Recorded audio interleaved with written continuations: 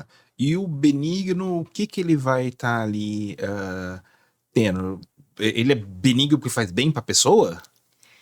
Não, justamente no câncer benigno, na neoplasia benigna, a gente tem geralmente uma contenção dessas células tumorais, elas estão mais localizadas naquele tecido, sem esse risco ali de proliferação para outros órgãos. E é um câncer que muitas vezes com uma cirurgia, removendo aquele tumor daquele local, muitas vezes vai ser mais fácil de manejar essas alterações. A grosso modo, né, eu tenho dois tipos de célula que não funcionam como esperado, vamos dizer assim. Mas por que que uma é tão agressiva e forma metástase e a outra não? Tem algum componente assim que faz elas serem diferentes ou é só o jeitão delas? Vai estar muito associado com as alterações que aconteceram nessas células. Como eu comentei, a gente vai ter uma combinação de alterações para o desenvolvimento de um câncer. No caso de um câncer, realmente numa neoplasia maligna, essas células vão adquirir características, vão ter modificações que vão permitir que elas se espalhem para outros tecidos. E já na neoplasia benigna, essas alterações não aconteceram.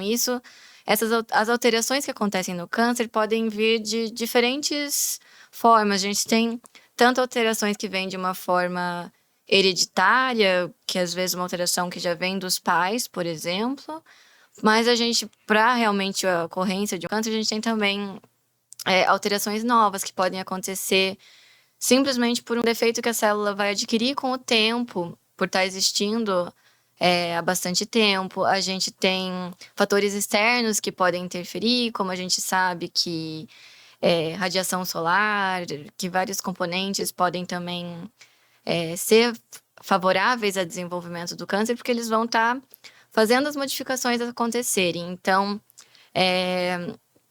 a célula que consegue se espalhar consegue adquirir alterações que façam ela poder sair do tecido que ela está contida e ir para outras regiões. Os seus vírus, né, o seu vetor viral que você utiliza, ele vai atuar nessas células? Ele arruma essas células? Ou como o seu vetor viral ele vai estar funcionando para eliminar esse câncer?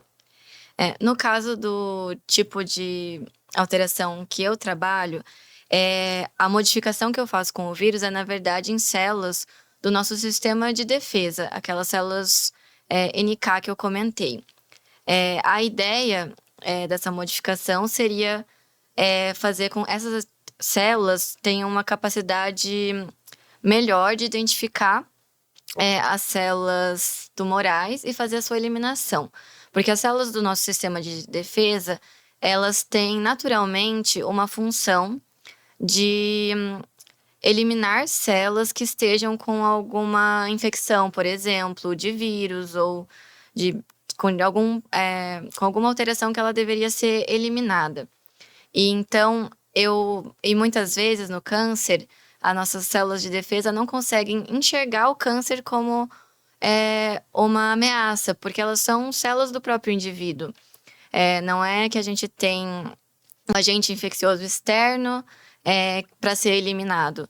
Então, com o vetor viral, eu faço uma modificação para que essa célula aprenda a olhar ali para aquela célula tumoral e ver, essa célula é a quem eu devo eliminar. Então, já entramos aqui na sua técnica, né? Já estamos vendo aí esse funcionamento, né? Então, seria algo como usar a capacidade do nosso sistema imune, que já é de erradicar bactérias, vírus e até mesmo células que já estão aí no final do seu ciclo de vida, ensinar para ele que o tumor deve ser eliminado. Usar essa característica do nosso corpo a esse favor. Isso, exatamente. É um tipo de terapia muito legal que está ajudando muitos pacientes, que a gente consegue usar o nosso próprio sistema de defesa na atuação contra o câncer. E hoje nós temos aí muitas técnicas, né? Antigamente a gente falava só em quimioterapia, radioterapia, agora temos o uso de células, né, TCAR para estar auxiliando nisso, mas para que eu vou ter tantas terapias? É necessário isso? É, sim, é necessário realmente, porque como eu comentei, câncer não é uma doença só. E então a gente ter uma combinação de diferentes tratamentos que a gente tem como usar para os pacientes vai aumentar as possibilidades de cura dos pacientes.